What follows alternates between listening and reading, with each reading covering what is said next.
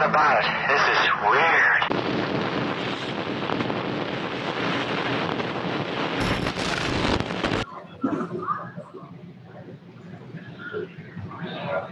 Live from Paraconn, flying through the internet to your device like a UAP, haunting unexplained and downright weird.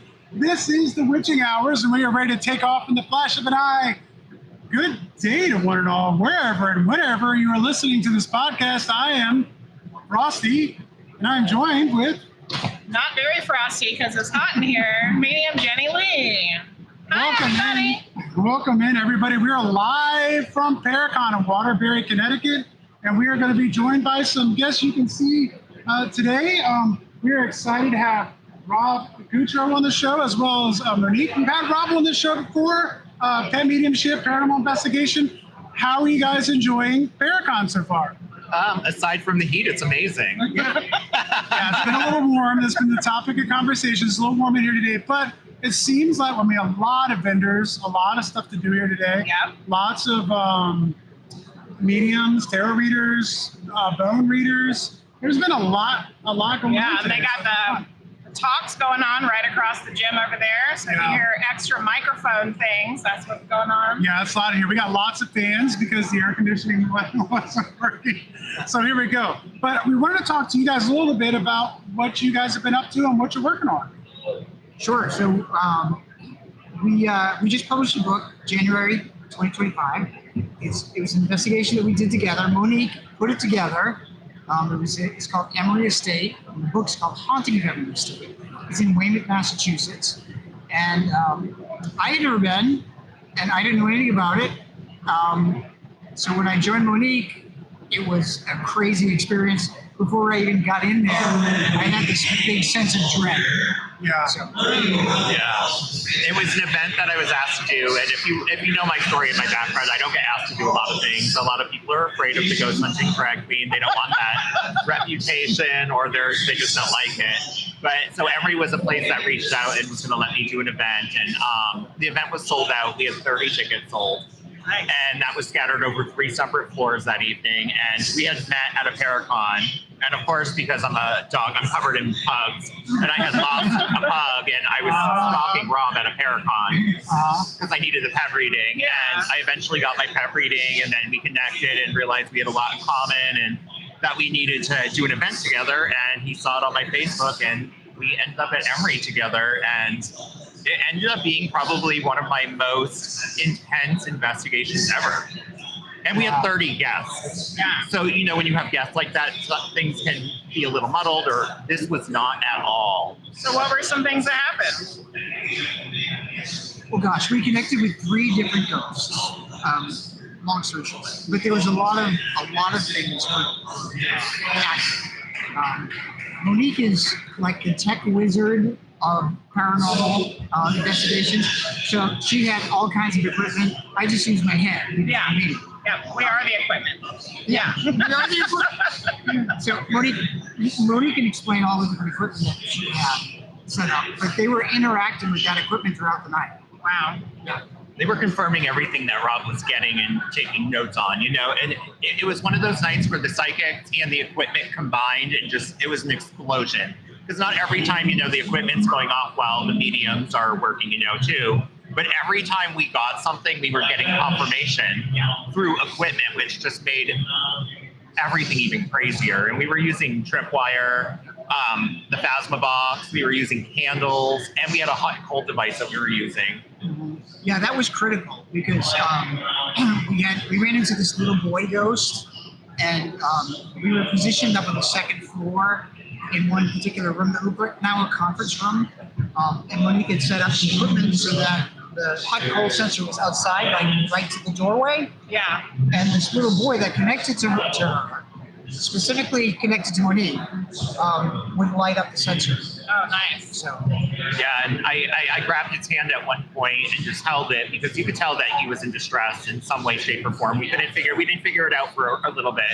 But when we did, I had my hand right in front of the sensor, and that sensor stayed blue in the exact same spots the whole time my hand was right there. Wow. Didn't move, didn't fluctuate, stayed right where it was until the little boy was gone a little later. Wow. So in the book, when she was connecting to the little boy, I was able to see the little boy in my mind, and I sketched him out. So he's in the book. His sketch is in the book. Yeah, it was a really emotional time. Yeah. And what I find awesome is that Monique is able to connect to children because she and her husband have a child themselves. So they can sense who is a great thing, like a great friend. Yeah.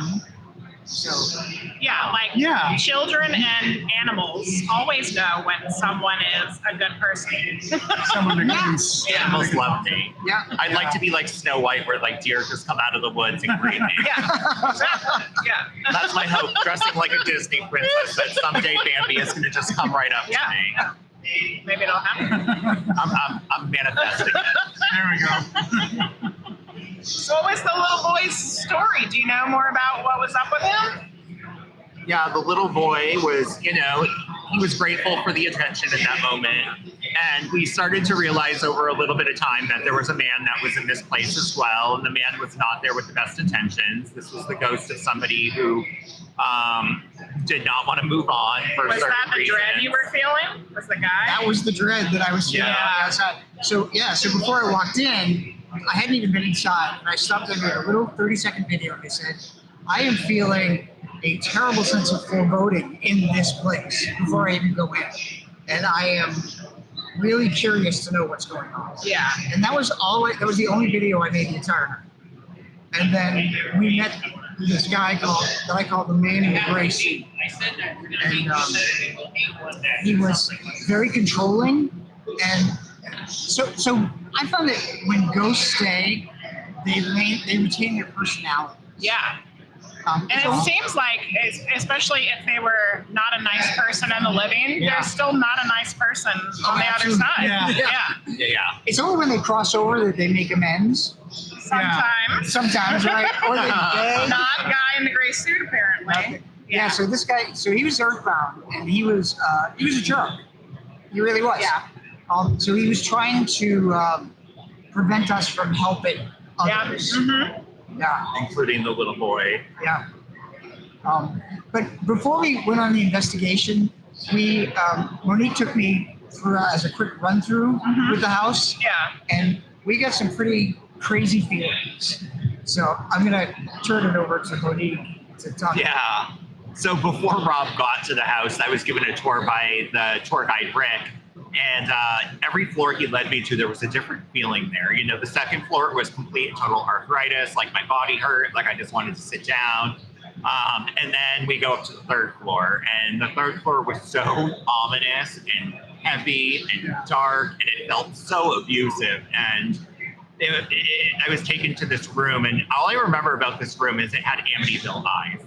Oh, So, yeah. the windows, like Yeah. the same exact eyes of Amityville. And in that room, I had to immediately sit down. It was just overwhelming in there. Is that And where the guy hangs out? No. that's different. no. He's in a So different room. I don't even truly know what the haunting up there was. I believe it's a woman, and I think that she is a person who is in charge of the kids that they would, disappointment rooms kind of thing. I don't want to get too deep into it. You can't Yeah. prove any of it, Yeah. so I don't want to Yeah. give out fake science. So I feel like there was some abuse going on up there, and I feel like the woman who is walking back and forth up there is the lady who incurred a lot of that. That's one of the great things I think about mediumship and investigation, and taking regular paranormal investigation and mixing that with mediumship is you can get something that no one else maybe knew about before. So when you're investigating a location, like when you have paranormal investigators coming in, they're going by the stories they've heard, and they're putting down their equipment, and they want to talk to Mike, and they know that the guy named Mike haunts this place. They want to talk to Mike, and they want to talk to Mike, and they want to talk to Mike. But in that case, hey, there's someone here that we can communicate with tonight that they wouldn't even know about if they weren't investigating with the medium process. Yeah. And there are stories that we had seen and heard from even one of the tour guides had told us that those rooms that were in that third floor were used for disappointment rooms. I don't know if you know what a disappointment room was back in the day, where you put kids that were special needs or murder. And it seemed as if there might have been change of radiators up there. It's just a lot of ominous, not great things. And then Rob gets there, before he even walks in the house, he's feeling dread. And then I'm like, I think we're going to be on the 3rd floor tonight. So I start walking Rob around the building. We get close to the stairs to the 3rd floor, and he's like, I'm not going up there. Nope. Nope. I said, I am not going to investigate up there. But we went up there for a minute. Yeah. And it was just really just feelings of dread. And Was it overwhelming? It was overwhelming. Yeah. I'm not sensitive like you are, and I had to sit down when I was Sounds in like there. even you got overwhelmed. I was like, it's so heavy, it like pushes you into the chair. Wow. I did not know what was causing it, but it was bad. So in the Negative. So in the mansion, so there's 3 floors to the mansion, and then there's what looks like a crow's nest, where it's glassed in up the top. It's like a tower, and you can go up there and you can look out. And actually, there's really beautiful views of Boston. You can see the Boston skyline from there. Wow. So I decided I didn't want to stay on the 3rd floor. I left Monique down there on the 3rd floor, and I went up that stairway to the tower. I was filled with feelings of fear, like a little kid was hiding from some really bad situation. So I didn't stay there long either. I ran right back down to Monique. Yeah. So, It's time to go downstairs. so did you get the feeling that it was like an intelligent haunt, or do you feel like it was more residual? So up in the tower, it was residual. So I find that whenever somebody has a traumatic event in a room, their emotional energy gets impressed within the walls. And then when we come in and bring our living energy, we can feel the energy. And that's what was happening. Yeah. So I don't know if there was an intelligent haunt on the 3rd floor because, frankly, we decided not to stay. Yeah. Didn't want to stay there long enough. We didn't to go find on the out. 3rd floor at all the whole night. We stayed on the 2nd floor, and we got our connection with the little boy almost immediately after starting on the 2nd floor. It was really quick, and he hung through. I don't think I connected to spirit for, it was probably a solid hour that little boy was on the other side of that sensor. That's awesome. And the whole time we were trying to essentially figure out why he was stuck there. Yeah. And, we figured out it was this old man who Yeah. kind of Grumpy took jerk him guy. hostage. Yeah. Yeah. So the thing was, too, the other interesting aspect of this paranormal investigations, because we also had members of the public that were there. Yeah. And that also played into everything. I have to say that Monique is like the best hostess with the most, or ghostess with the most. Ghostess with the most. Because she explained everything to everybody, one group at a time, and we split them into 3 groups. So there were other investigators on the 3rd floor, happily the other investigators on the 3rd floor, and then the basement. Yeah. So the groups would rotate between the 3 of us. And get 3 completely different experiences. Yeah. Wow. Yeah. I find that as a medium, that people that are involved in the reading situation affect what comes through just as much as the spirit things. Oh, yeah. So that's not surprising that a different group of people would have different things come through in an investigation too. Yeah. So there was one particular group that the last group of the night that came in, and there were skeptics in that group. Yeah. And that really affected what we got. Yeah. Yeah, because the first 2 groups, it was like nonstop pull. Yeah. And then all of a sudden, and the thing is the people that were in that 3rd group, so I had another event that they had attended, and that same thing happened with them at another event. Oh, really? So I had actually figured out that sometimes if you're too skeptical, you can actually crash the energy because they don't want to play with you if you don't believe them. Yeah. And I think that if you go in there with that attitude, why are you paying for a ticket? Yeah. Go in there open-minded. You may not believe, but by the end of the night, I want you to. Yeah. So go in there open-minded, but I feel like sometimes when there's more than one skeptic too, you really get stuck in a rut. You can't do anything to impress the skeptic. Yeah. But Yeah. the ghosts just shut down at that moment. They were like, we're done with this, Yeah. they don't. I don't have to prove anything to you. Exactly. Yeah. And then we ended up trying to play with a mirror instead. Right. Yeah. So there's a piece of furniture that has a special tie to it. And not only is there was a ghost that actually decided to attach into this mirror for good reasons. Okay. It was a kind of a tragic romantic love story Oh. reason. But But when Monique went in front of the mirror before, Just she had checking an myself out, by the way. Yeah. I was just, it's like a clamshell mirror, like from like the 40s, 50s, even earlier Yeah. maybe, but it's like 3 panels. And I just sat in front of this mirror, and I learned a couple of years ago that I can scry, Oh, which cool. kind of terrifies me, and I Yeah. never play with it. I never do anything with it. I really should. But I try to avoid it, but I'm sitting in the mirror, and all of a sudden I see myself turn into an old man. And I'm like, no. And then, That's not the first time I've heard that. That seems to be something that happens with scrying. yeah, so what we did was I went back into the room, and I'm like, we're going to send people in there in groups, and I'm not going to say what happened to me. I want you to come back and tell me what happens to you in this mirror. And I think the consensus from like every single person we sent in there, they either saw themselves age into an old man, or they saw an old man watching from behind them. Ooh. So when we had the skeptics, we're like, we got to figure out why this mirror is haunted. And it was kind of funny because at first we sent one person at a time, Yeah. and then they got kind of freaked out, so they started going in pairs. Yeah.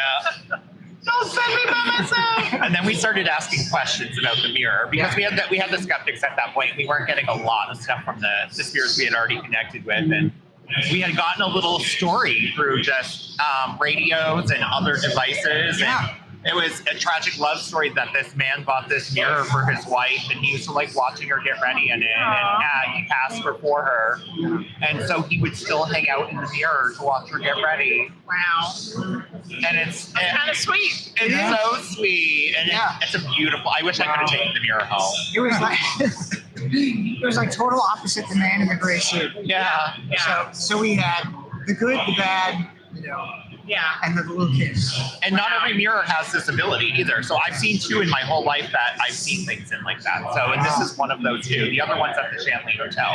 Okay, we've been hearing a lot about the Shanley. We've been hearing a lot about them. Yeah, I keep hearing about Might be somewhere we need to check out. it. Yeah. Mirror scrying I have an experience with. I always try to, when I see cool stuff like that, I'm like, hey, you should try mirror scrying.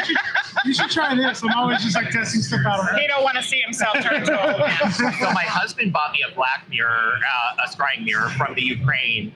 And it was carved wood. It's beautiful. And I played with it only one time, and it was while I was filming a TV show.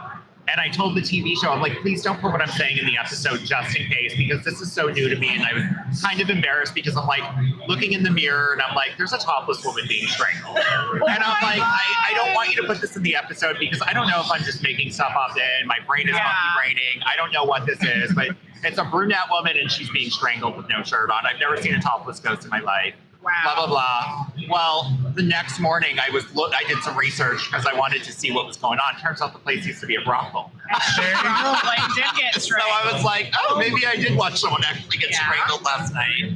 See, you needed to trust what you were getting. I don't trust anything, and that's the problem. That's the problem with my kiss. That's why I say I'm a kiss sensitive, because I don't trust anything. All right, so we're used to being able to talk to everybody for like an hour and a half, Yeah. but today we're going super round robin. Yeah. It was great having you guys. Yes. I wanted to give you guys some time real quick. Okay. Yeah. Tell us what you have going on, where can they find the book, all Yeah, those kinds of That's things. what I was going to ask. So for me, MoniqueToosoon.com has everything you can find. And we're doing an event together on August 2nd at Wilson Castle with Ron and Lourdes from the Digital Seance Awesome. Experience. So that's going to be a great event. It's almost completely sold out. I think there's like 3 tickets. Awesome. That's in Vermont. Yeah. Concord, Vermont. Yeah. Okay, Awesome. excellent. And we are, so everybody can find me at robgutro.com or petspirits.com.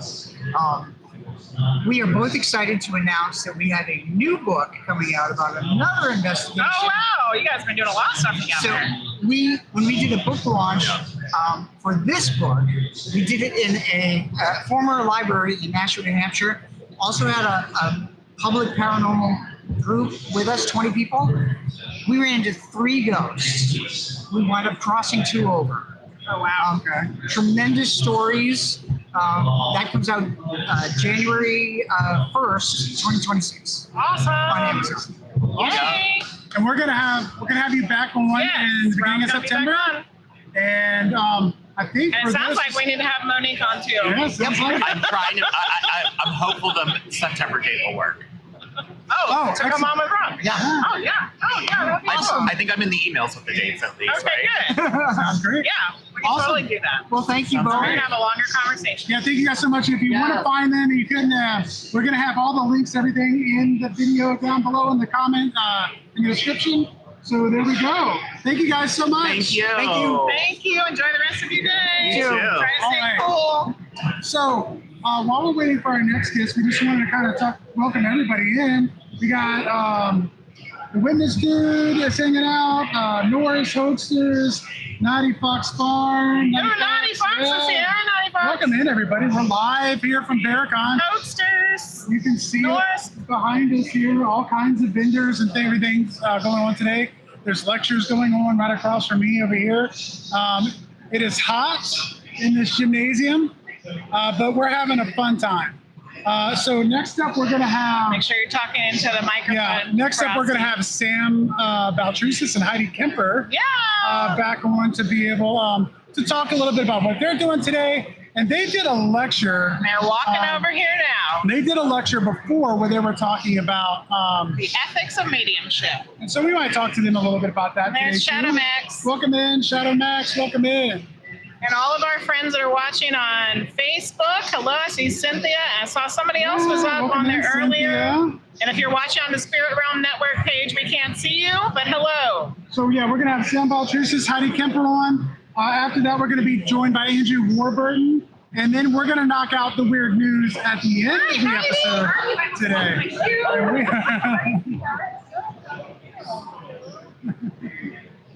Come join us. We are Welcome live. in. Oh, we're live. We are We live. are live. Excellent. Hello. And we just They want can to make just sure hear me, we're right? They can talking just hear into me the when they see me. microphone. No, they can see you. We got you. camera There's here. a camera there. Oh, I gotta go this way. Okay.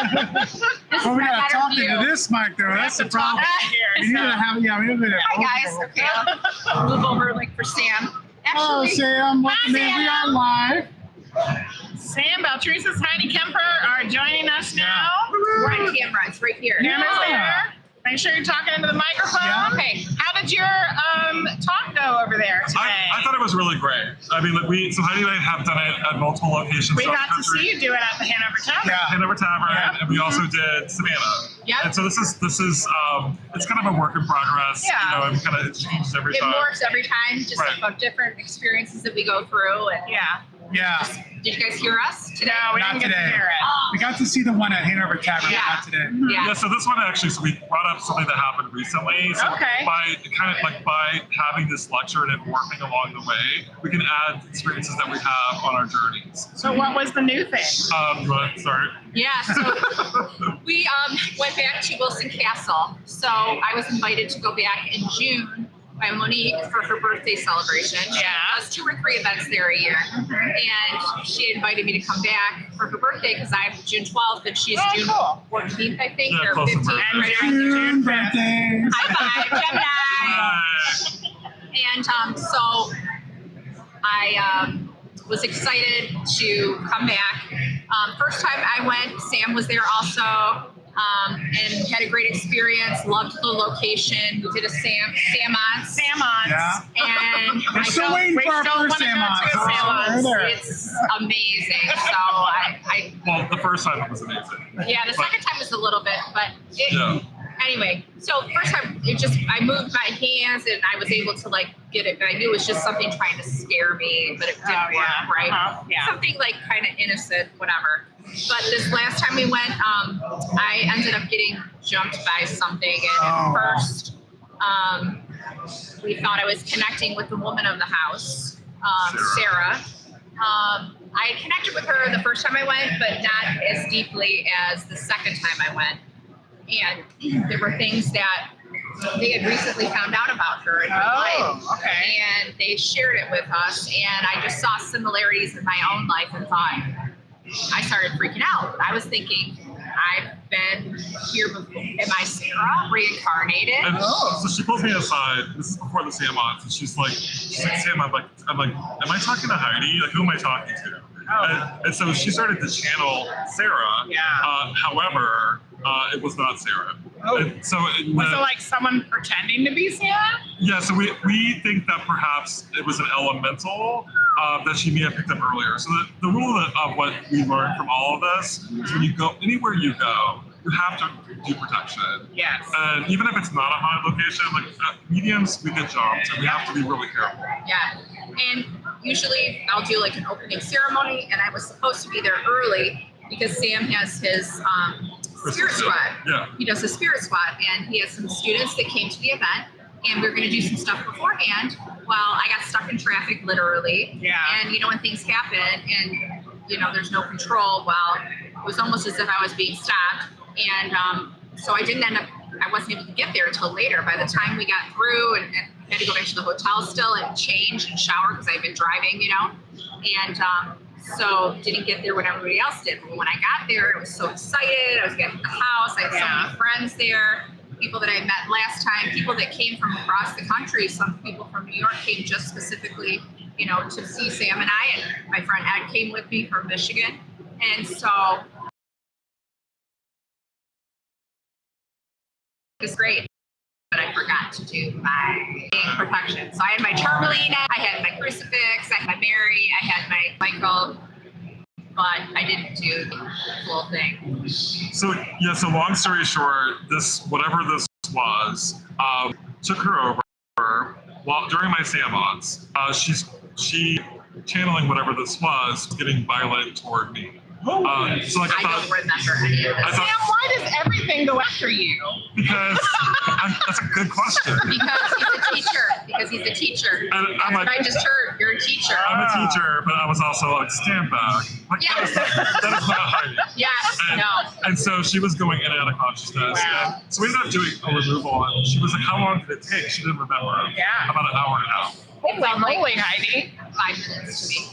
Wow. Goodness. From the time That's I a went long in time. until the time I got back in my body, it felt like 5 minutes. Was it really? Did you find it hard to come back in? I literally Okay. don't remember. You just snapped back in. No, it was hard to come back. Actually, That's what I was wondering. Was it very hard to come back? I was very far back in my body. So I have no other way to describe it other than my whole soul was at the back of my body. Like I was just there, and then whatever came in was blocking me. So I don't remember. I don't remember seeing anything, hearing anything, doing anything. It was like everything they're saying happened. And today it was like, if you saw it live, you would have seen my reaction. I was like, I brought it up. She didn't know, and so we have talked about it, but I kind of like I knew that she lost time. And so I'm like, okay, we're gonna kind of like say it in front of a lot of people. yes. So it's not as hard to So take. It how- worked. It was a good technique. Yeah. So how did you feel about that in terms of like, if that were something like that were to happen again? Is that something that, is that something like channeling that you've done? Is that similar to stuff you've done before, or was it completely different? So I never give permission to spirit to ever enter my body. That is something that I just never open myself up to. But in this seance situation, I saw Sarah, I felt her, I connected with her. I every much intention had her speak through me, meaning channel. And she was there, by the way. And she Sarah was. I was could there. see her. She was right there. I mean, her and I were connecting. What happened is first she was trying to come in, and I was connecting with her, but then this other thing jumped me. So like So I felt something it come in saw right here. something saw an opening. Correct. Took advantage. Okay. Yeah. And this something was elemental. I would say like it was kind of impish, almost like an imp. It went from Heidi, once we did a removal, it went from Heidi to 3 other people. So 3 other people were taken over, and I was so busy the whole night. I was like literally the whole night. It's supposed to be like an event where I'm like running the event, and I'm like removing imps from He was people. doing spiritual work all night. You must have been exhausted by the I have a time you question were about done. an imp. What does an imp look like? So it's like a little creature. It also shapeshifts. So it was actually kind of like a black cloud that was going. So it was in her stomach, but it's also in the back of your neck. Okay. And so when I saw it in your eyes, I could see it. Like I could literally see it in your eyes. Yes. And my friend Ed said, you wouldn't look at me. You didn't look at me. That's how I knew it was with you. Whenever you put, and that's one of the signs. And I've noticed that too, but I never realized that's one of the signs. Like now I know to look for that in other people. Yeah. But they won't make eye contact. And it's hard because I love Heidi. It's hard to see her go through that. However, I do feel like that it was almost like a going to the next level. Yeah. And so it was almost like and I was really grateful to be a part of that. But it's also painful to see your friend go through that. Yeah. I mean, No, it's scary because Ginny channels quite a bit, and every time she channels and I witness it, I'm a little nervous because it's like someone else is talking through this person you love and know, and especially I would think when you first started doing it, sometimes it wasn't always so easy to come back. No. Like we would have to call her back. There was you know? there was like one time I remember my dad was watching me do it, and he was like, "Get her back, get her back." Okay, so you let him really like kind of I do, step in. yeah. Okay. But I trust my guide to not let something come through that shouldn't. Okay. And I usually can sense if something is not being truthful or they have bad intentions before they get to me. Okay. But that's scary. So what kind of residual effects did you have afterwards, or did you have it? Yeah. So I was just grateful. I just had to say, I'm so grateful that Sam was there because he was the leader of it all. Yeah, because it was. I got It was- tissues. Yeah, it was very stressful. Yeah. But it's like seeing but also realizing like you had to go through that. I had to, and Yeah. it really brought me to a different level. Like you said, like I really have learned my boundaries, not only spiritually, but even in my personal life. It empowered me to the point in my personal life that I am really just strong on my boundaries. And it's so funny because I went to my therapist for the first time since the event just the other day, and she goes, "Do you realize like how much of a move you've had in the last 2 weeks?" And I said, "What do you mean?" And she said, "You are like so boundaried up. I am so proud of you." And I'm like, I just went through this spiritual experience, and I think that's part of it. Like I started connecting the dots. So really just standing in my power, owning it unapologetically. This is who I am. These are my boundaries, and you can't cross them. Yep. That's it. And that's how I was with this entity. I'm like, you need to get the hell back. And you were like getting upset at me. And it was hard to like separate that this was not Heidi. Yeah, Right. This is like something you're not else. yelling at Heidi. Right. Yeah. And I felt so horrible. Like, I was like, Right. like, get out of here. Yeah. I was like, what? My friend Ed came from Michigan, so I call him my brother from another mother. And he was also there as a protection. I learned after the fact. He almost didn't go on the trip. He had this feeling like there was a part of him that felt like it was just too much and that he needed to stay back. And then he felt terrible because he knew how much I was looking forward to him going. So he ended up going. But I'm like, by the way, you know why you kind of almost didn't come, right? I'm like, your higher self knew what you signed up for and was like, hell no, I'm not sure I want to do this anymore. And I will say Ed was great too. He really, because the thing is, it went from Heidi to other people. So when Heidi, and Heidi was a lot of it. So Ed was with Heidi while I was dealing with the other people. Yes. So where do you think this thing came from? The woods. The elemental tree. So when I first got to the house, I It was was on that drawn. location. I was drawn to the elemental tree in the backyard. So I've been there before. There's this beautiful tree. It's a dead tree, but it's like just the shell of it. And I had taken pictures the last time I was there too, that I was connecting with this tree. And went back there and I was shown immediately, there's elementals, it's a portal for elementals. And the same portal I was being shown was connected to other haunted locations, including the Conjuring House and Hinsdale House. Oh, And I saw that. That's so Holy interesting. moly. Yes. We haven't talked about that. Yes. Yeah, and I do agree with you. And that's what they showed me, that the elementals can travel from those locations. I'm getting chills. And this elemental, when I was at Hinsdale, tripped me, threw me on my ass. So it might have been the same elemental. I don't know. Threw me, tripped me on my ass, and almost made me pass out. I got off the hill, hit the elemental tree. We were filming for the Ghost Finders. The episode's not out yet, but and I got to the top of the hill right by this elemental tree, and you see me on camera just like going down like to my knees, like I almost passed out. Wow. And they were like, I'm like, I don't know what just happened, but I feel like really dizzy, and I feel like I'm going like this, and somebody stand behind me. I'm not feeling very. And then it was fine. But then on our way out, it tripped me and I fell on my butt. And we laughed and we made a joke out of it, had a good time with it. But I mean, the thing is with elementals, there's not a lot of material out there for that. And I feel like the worst thing you can do is try to use sort of like the Judeo-Christian approaches to, which is what happened at the Hinsdale House. Right. They tried to do like an exorcism. But you can't do that with someone sticking up right elemental. Been here longer than humans have been. Yeah. Right, exactly. Yeah. Right. And they're going to be like, stupid mortal. It's kind of weird because we've had a few run-in with elementals, and I thought it would have been more rare, but we had one, I think, at a place we lived at that we had. That was a scary one. That was a scary one. When we investigated at Lake Shawnee Abandoned Amusement Park, there was an elemental there. There was definitely one there. I haven't been there, but Yeah. I'm actually scared to go. there. It's not scary. It's not Oh. bad. Is that the one that is the amusement park? That Yeah. Yeah. I saw that for the first time. I want to say it was Ghost Adventures. Well, I'll Yeah. say, No, I won't Dead say Files, it's not Dead scary Files. because some people that went with us were very scared. Right. But it wasn't scary for me. Yeah. Well, here's the thing. It's definitely haunted. Yeah. But the thing you have to realize, I think the biggest thing that freaks people out is it is a known Shawnee burial ground. They went to they went to Okay. I do did a not mud realize this. to do like a mud bog there to like race and stuff, and they uncovered it. They brought in I don't know if it was Marshall or West Virginia University. They did the archaeological dig. There's like over 2,000 Native Americans there, and every medium that we've gone there with, Jenny and we just did the teamwork takeover there. Saw them when we went there, lined up They're in the not tree happy. lines. They're not happy about how that land is being used. You know that, right? Well, they actually not that. they weren't, but they are now. They are okay now. They They're made peace with getting it. okay with it. Okay. Because So they they worked have with the a- tribe leader.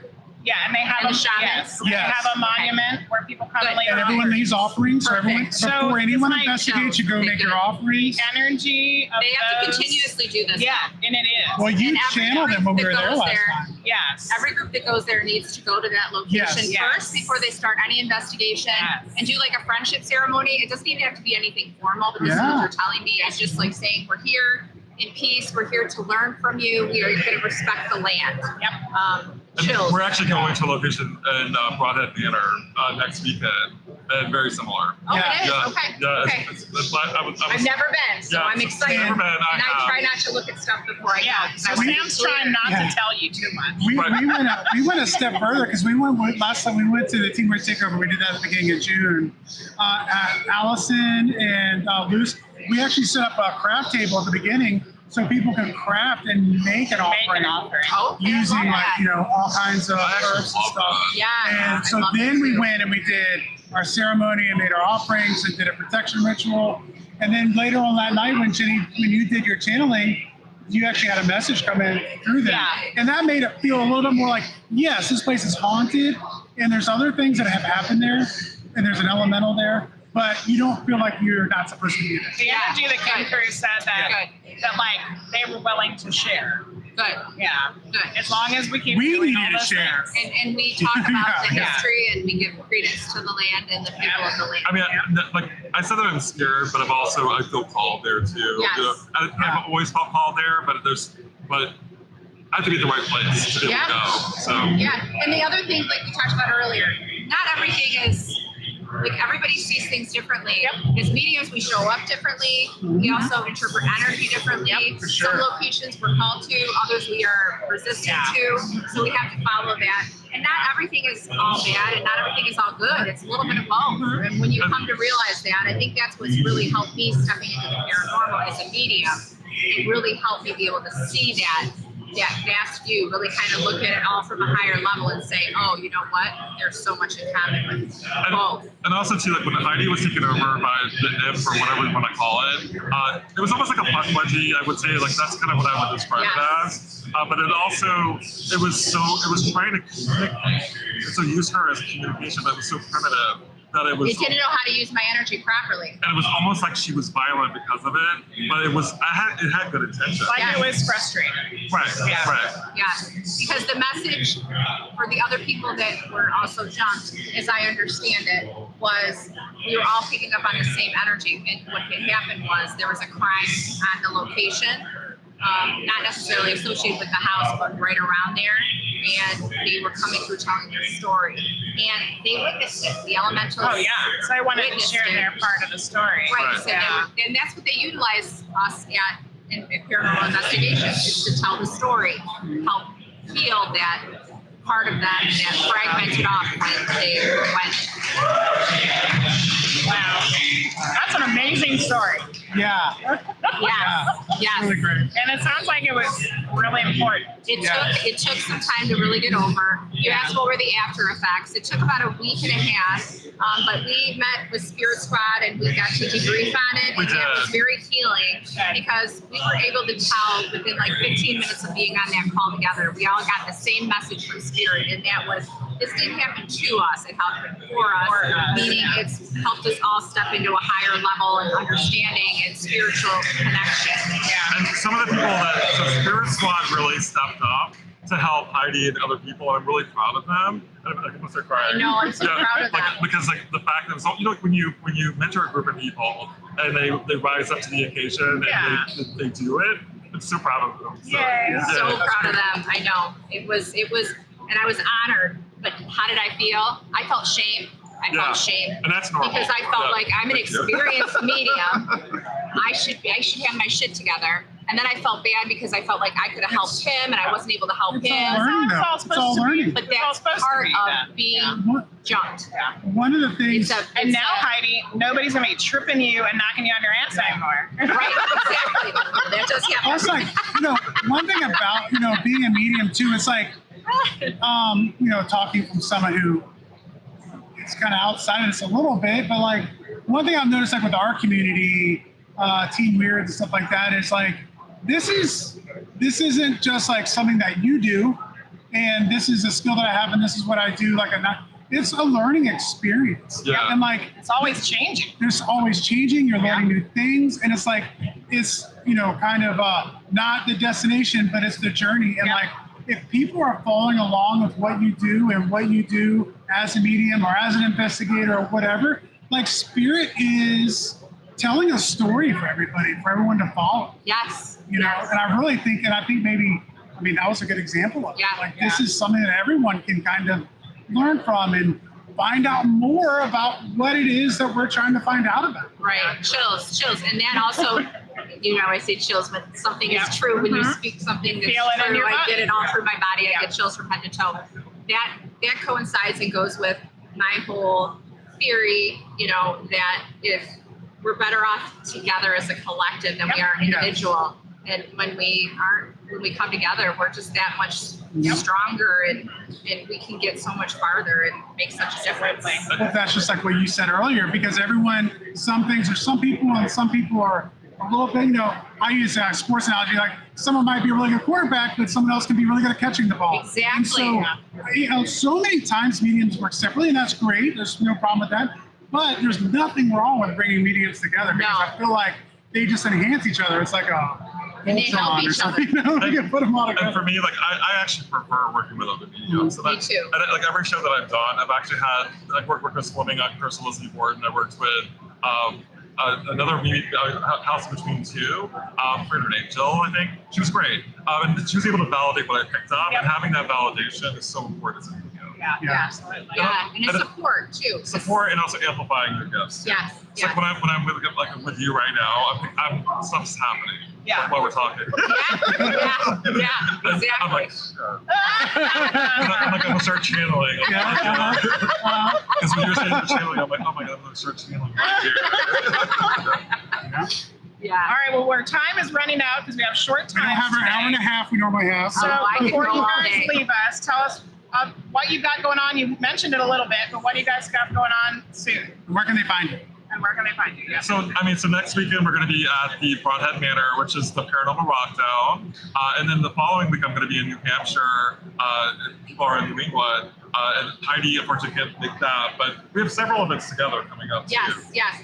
After Broadhead, I have in August the USS Hornet in California. California. Yes. Wow. First time in San Francisco. Yes. Yeah. Yes. So I'm excited for that. And we're both going to that. And then September, I'm open right now. Hint, anybody.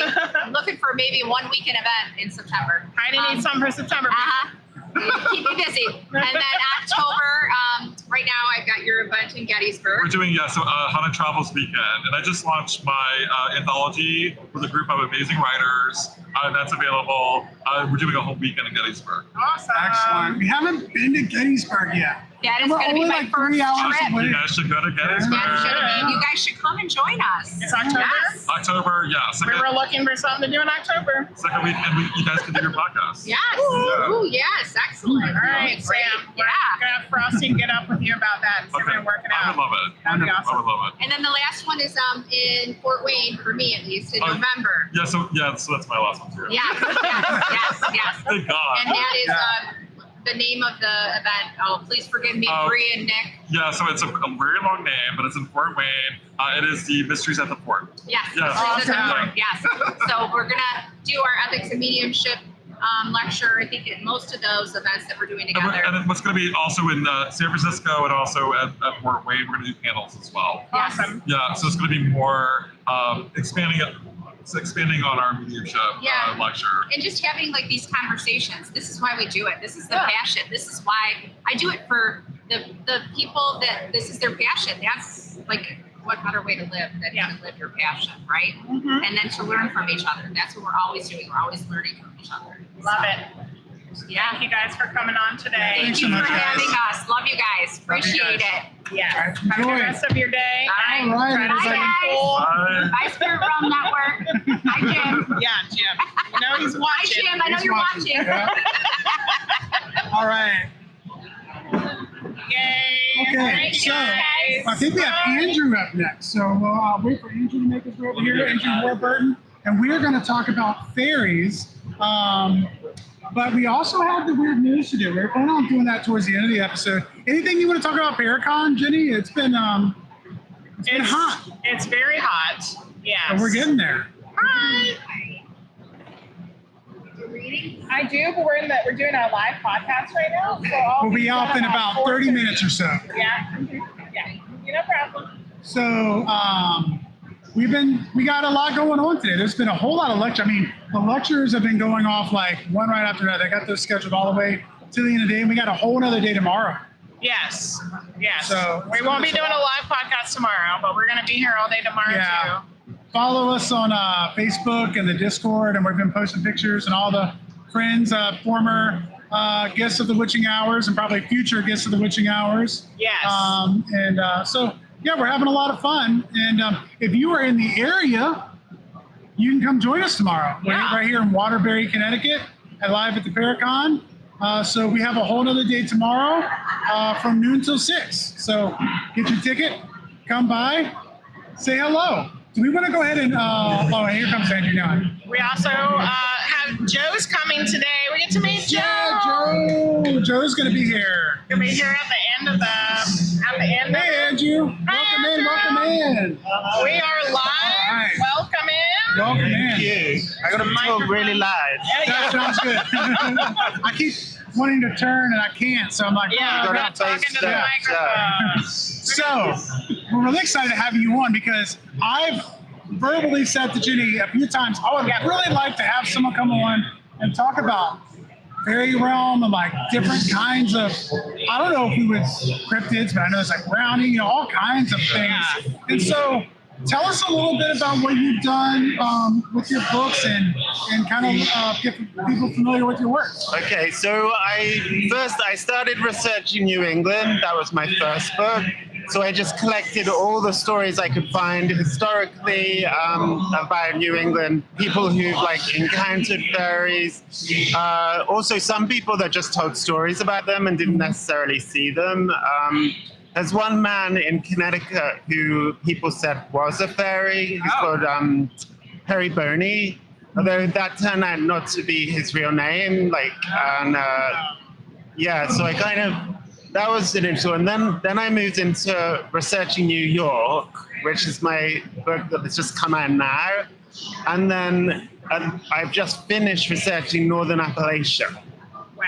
So, and I'm like surprised like how many like fairy encounters I've found in the United States, because you don't usually associate like America with fairies. Yeah. Like, I will say, even as an American, I think when I hear fairies, I tend, not that we don't have any here, but I tend to first think of like England and Ireland and Scotland and kind of like the Celtic kind of areas.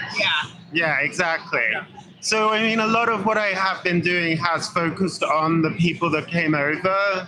So Irish immigrants, Scots-Irish immigrants, some Welsh immigrants, and then I also include the indigenous nations. So I always have something about their stories about little people.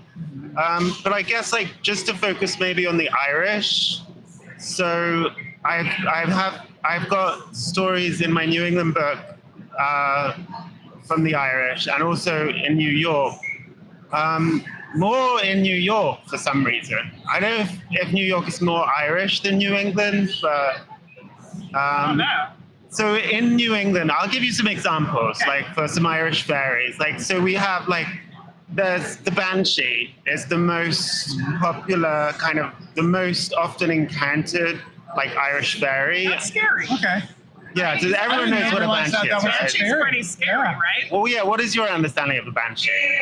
Banshee to me, I just always assumed it was kind of like more of like a mournful spirit. That's right, yeah. Yeah. So Banshee actually means female fairy.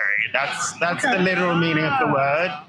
So it is a spirit, but you know, it's. I mean, the difference between fairies and spirits, it does get quite complicated or blurred. Yeah. So the Banshee, I would say, is the number one kind of fairy encounter among Irish immigrants in America, and there's like a Sister of Mercy in Manchester, New Hampshire. She heard the Banshee. Okay. And this was actually quite late in the 20th century. And she wrote home or called home, and asked if someone had died, and actually her cousin had died. Oh, wow. Yeah, so there's that. And then we have, I got a story from Rhode Island, like northern Rhode Island. There's a little town called Harrisville.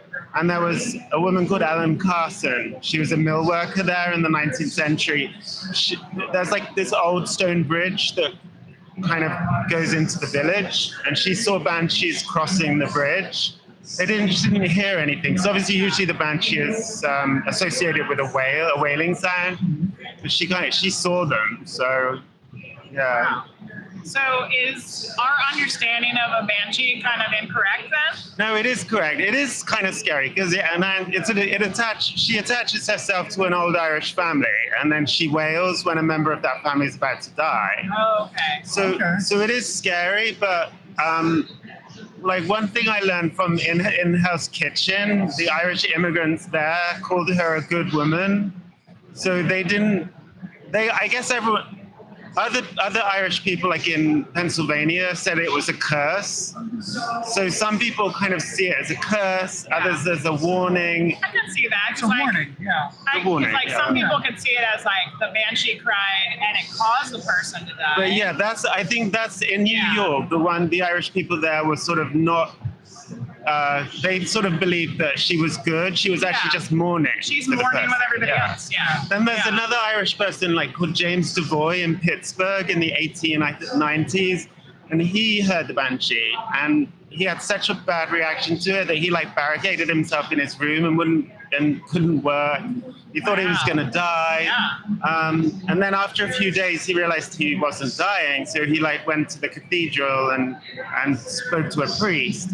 But then that still didn't kind of reassure him. So he had to write home to his sister, and he learned that his sister was alive. So that kind of put his mind at ease. So that's the banshee. There's plenty of others too. Yeah.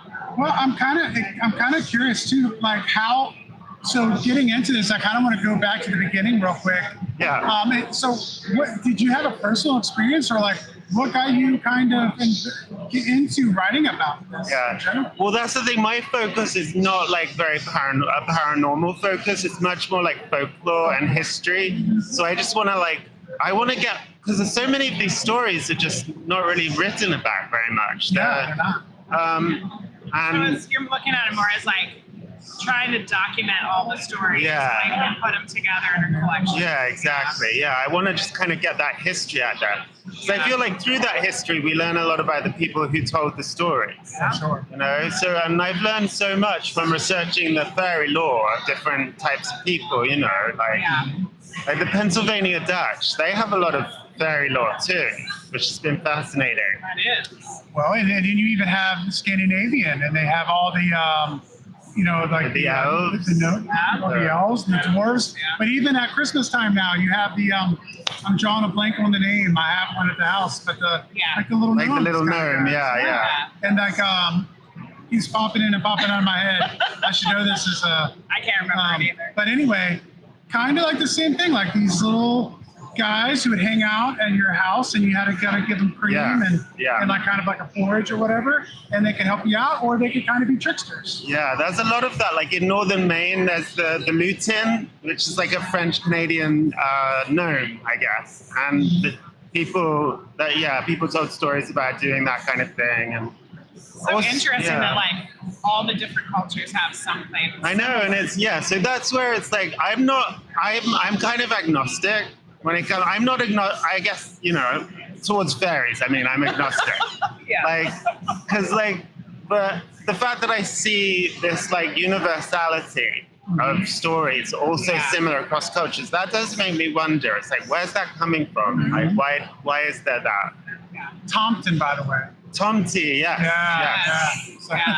The other one that I'm really interested in at the moment is Tommyknockers. Oh, I don't know. I know that from a Stephen King book. But Well, Tommyknockers. so basically, like these Cornish people came over to like Pennsylvania and West Virginia to do mine work, and they brought stories about like piskies or pixies, and they would knock in the mines to warn people of like a gas explosion or something. But actually, like in America, mostly people said that that knocking sound in the mines was ghosts. Okay. But there are stories about like I found a story of a Welsh miner talking about a brownie, and he literally describes seeing this little brownie in a crevice in the mine. Wow. It's like, it's very strange.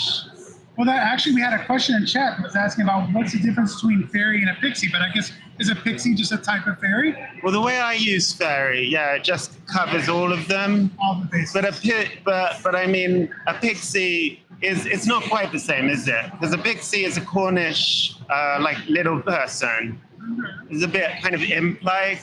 Like I actually asked a woman from Devon, who she's just about to release a book on pixies. I was asking her what they look like, and she said that they can look quite almost devilish sometimes, like glowing red eyes and pointy ears, Creepy. Yeah. Yeah. I think in the woo-woo world, sometimes like kind of like the way you're thinking about it, like it gets lumped into like the fae. Like, I think that's like fine. I mean, it's just like, it's the umbrella of all the weird little critters and creatures. And there's a bunch of them. Yeah, that are from all the different places in the world and have all the different cultures. We need that word to like just understand. Yeah. Well, when we were just talking to Heidi and Sam, we were talking about an imp. Oh, you were? Yeah. Yeah. So would something like that be in the fae realm, or is that? Well, so that's so interesting because I wrote about that in my New York book. So when the word fairy was first used in the British Isles, the word imp was used at the same time. Imp came around like in the 1500s, and John Cruise is this British fairy expert, whatever. He says that they were used basically interchangeably, but then over time, like fairy, like in the Scottish witch trials, you had these healers and they would work with fairies. They confessed anyway to working with fairies and healing people with like fairy power. Whereas in England, you have the same thing, but they don't call them fairies, they call them imps. And I guess the imp just stresses that these are satanic beings, I suppose. So it's really like fairies being interpreted through a religious perspective. Yeah. Basically. Yeah, I can see that. Yeah. And there's a couple of stories about imps in New York and New England. One is a story about a mill that a man, but I can't remember off the top of my head whether this is in New Hampshire or Massachusetts. But this man in the 19th century, his mill would run through the night, and people would sort of hear it running, and they'd be like, "What is that?" And then a rumor got started that he was running his mill using these satanic imps.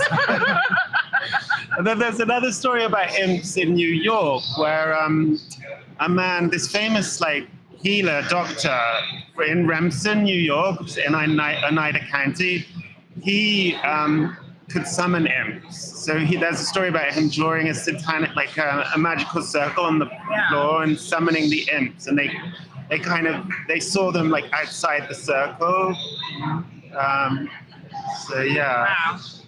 It's very interesting. Yeah. So many different stories. Yeah.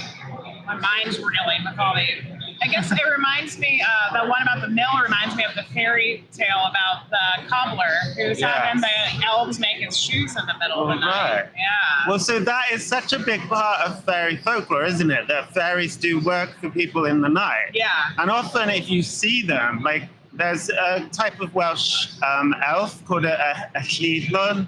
It's very hard to say because you have to the Welsh language. But if you see them working at night, they're always like sweating madly because they're working so hard. Kind of like us right now. But like us right now. You know what story that kind of reminds me of, and I don't know if this has been in your research at all, but Rumpelstiltskin. Rumpelstiltskin. Well, so yeah. Rumpelstiltskin is one of another example, yeah. Because he spins into gold, right? Yeah. Gold, the straw and gold. Yeah. And no one really knows why fairies want to work for human beings. It's weird. Don't they have better things to do? They have better things to do. And then if you give them something to thank them, like a piece of because you often these sorts of household spirits you're talking about, they would be like dressed in rags quite often in the folklore. So people would want to say thank you and give them a new item of clothing. But then that would mean the fairy would Dobby from would Harry Potter. disappear. Yeah, so that's where J.K. Rowling got the thing about was it socks? Socks. Yeah. So she did root some of that Harry Potter stuff in folklore. Yeah, she has the pixies in there too. She's got the pixies, yeah that's true. Yeah. But I feel like she gets Pukwudgie's role. I don't know. What's your stories about Pukwudgie? So I always understood Pukwudgies just really, they're little people, you know. They look quite similar to the Wampanoag or the Ojibwe, but her depiction of them on one of her publications, I think, because they're the mascot of one American school of witchcraft and wizardry. And she depicts them as kind of cryptids, like creatures, much more animalistic.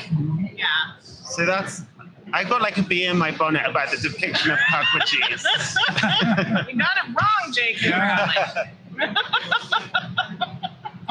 We had another comment in here too. What about trolls? Would they be? Because we're talking about something big, but we're still kind of talking about these mystical creatures that kind of show them folklore. Well, there is a troll story in New England, which people have Peter Muse has written about it. I wrote about it on my blog. But basically, there was a house on Hall Avenue in Somerville, which is opposite where Sam Baltrusis used to live, and it kept flooding. And the woman who lived there got a really bad vibe from the back wall of the house. And that's really interesting because the theory of that, when you read back about household spirits, they often manifest from one part of the house, whether it's a room that's a cursed room or just the back of a wall that just gives off a really negative energy.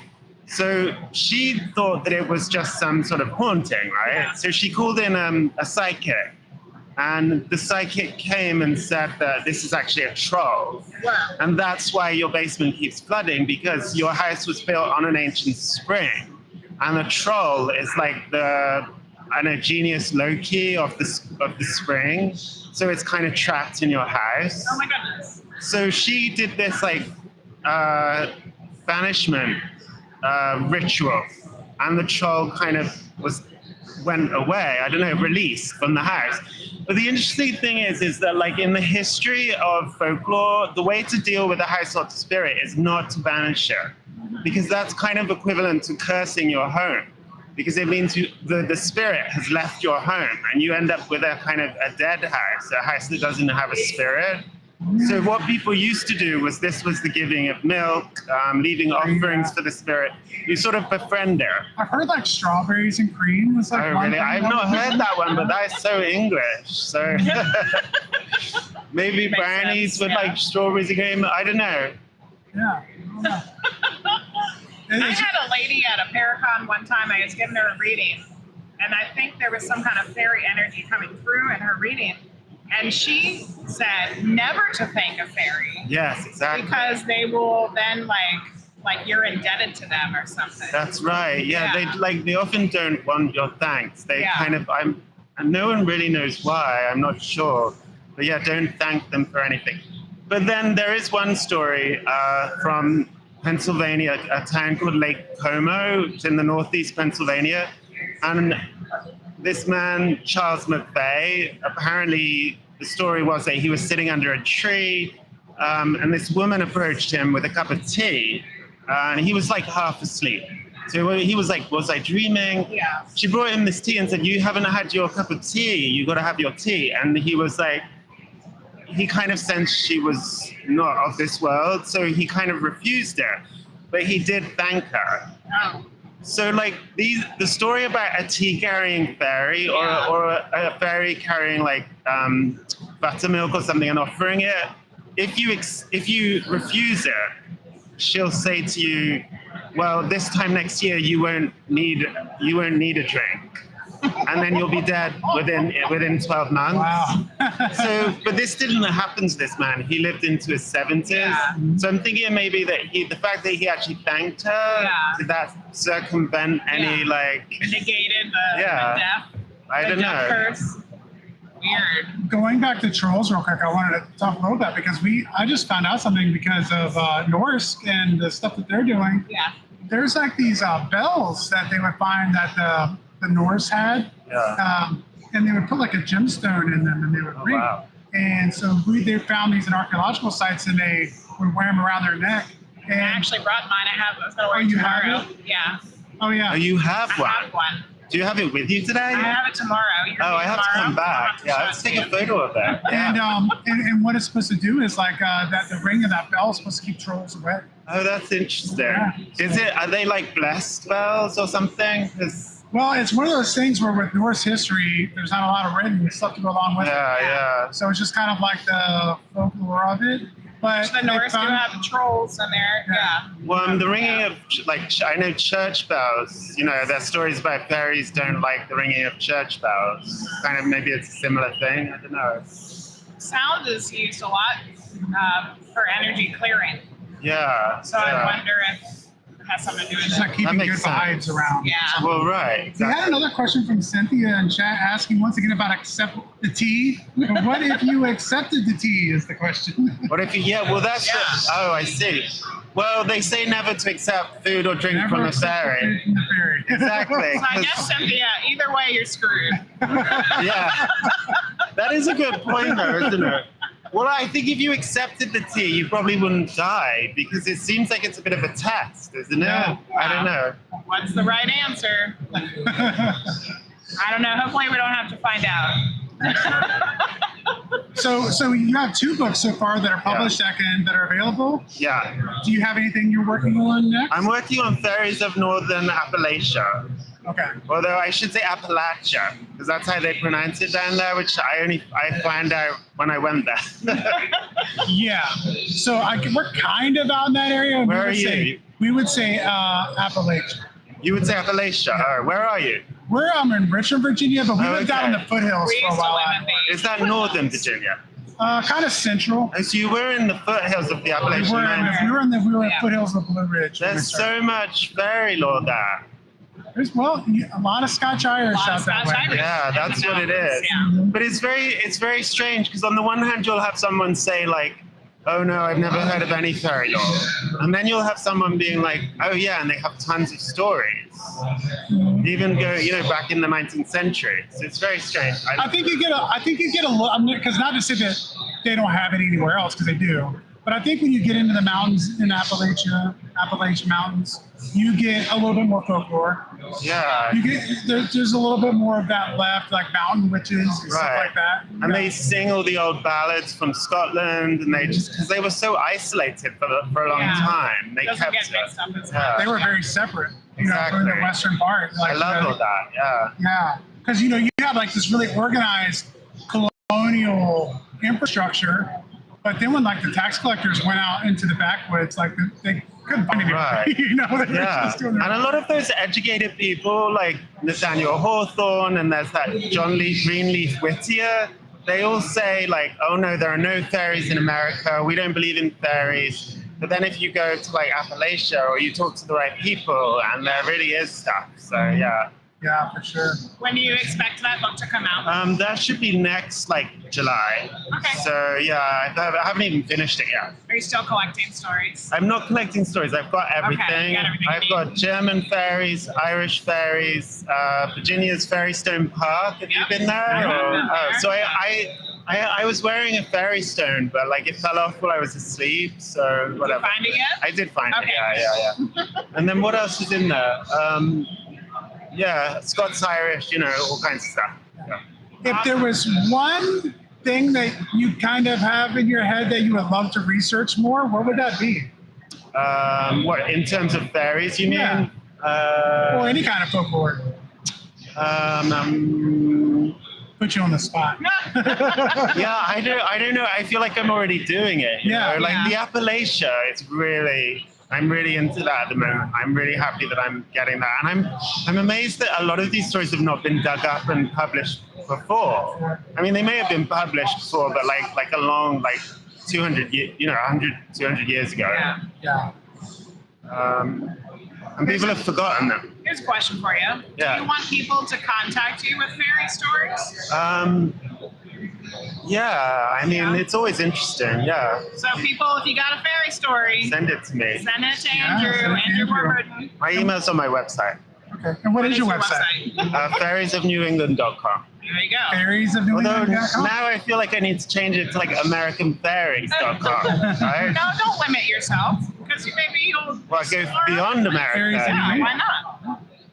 Well, yeah. Well, I feel like there's not much more that can be said about Irish and English and Welsh fairies. Like, is there? I don't know. What if there's fairy be. lore from Indonesia or something? Oh, well, right. You know, Yeah, you or- wanna go or to some Native other American. country.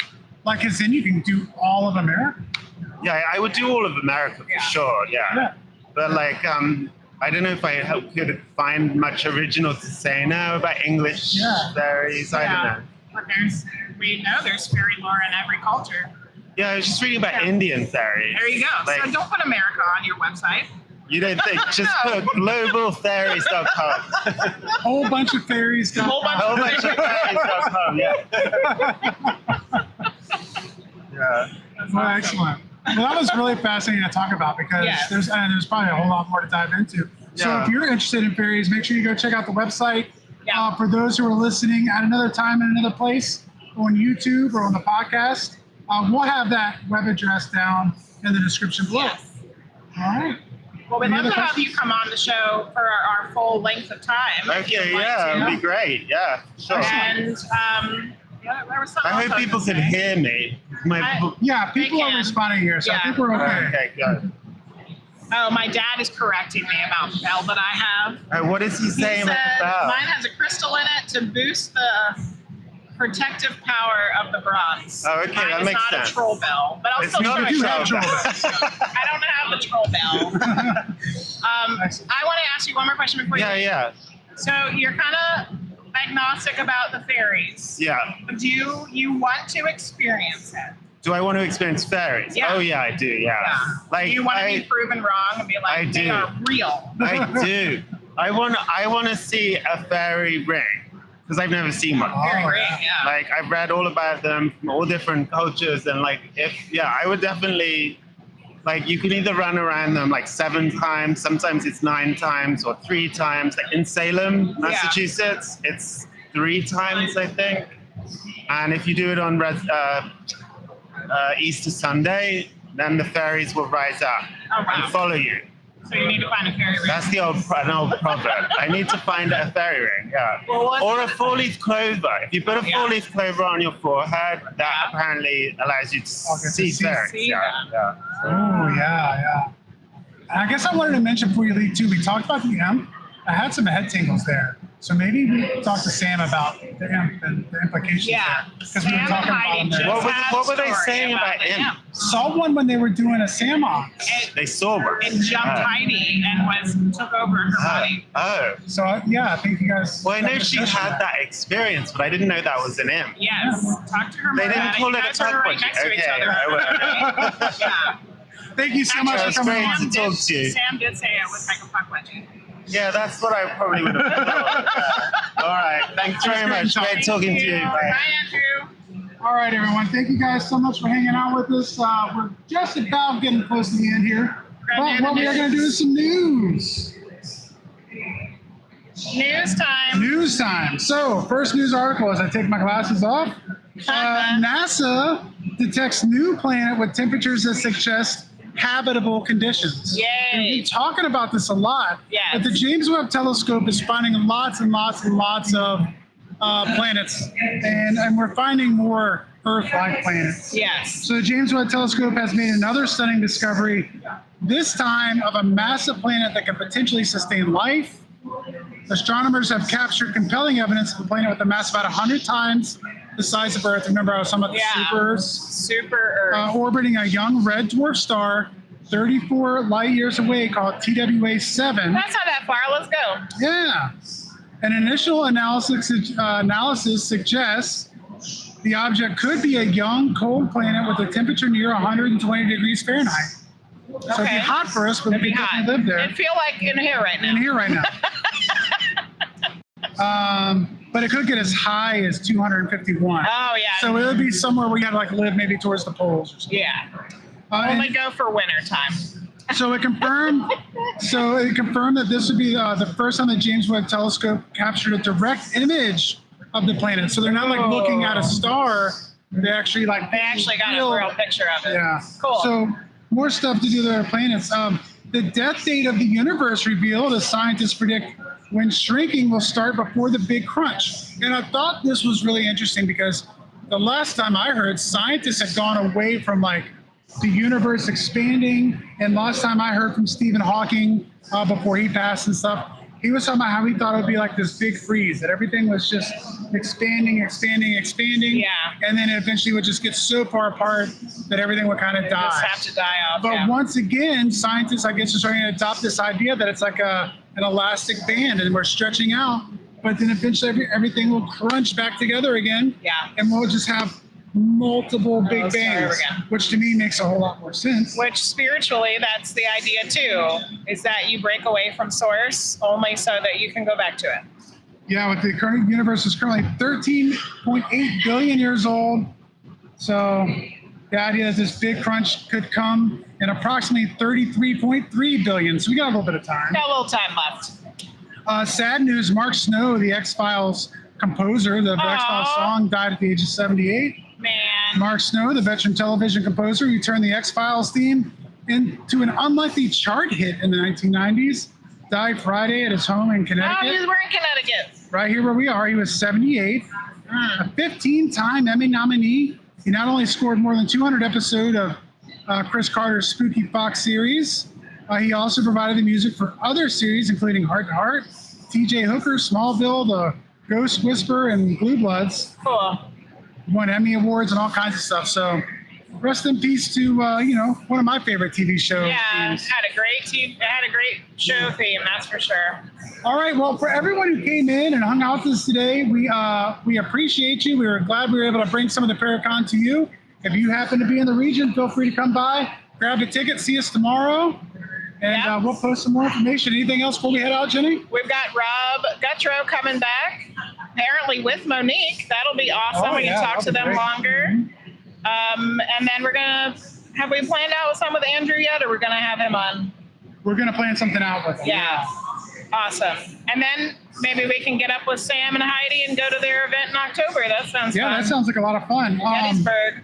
So we are not going to be on Monday. This is kind of the Monday show because we're going to be driving back to Old Virginia. Yep. But on the next week on Monday, we're going to be live with Steve Dills. Yay, Steve. Week after that, we're going to have Michael Stratt back. I want to talk about UFO recovery. So UFOs. if you like paranormal, if you like UFOs, we got that coming your way. Thanks, everybody, for hanging out with us. We will see you all next time. Bye.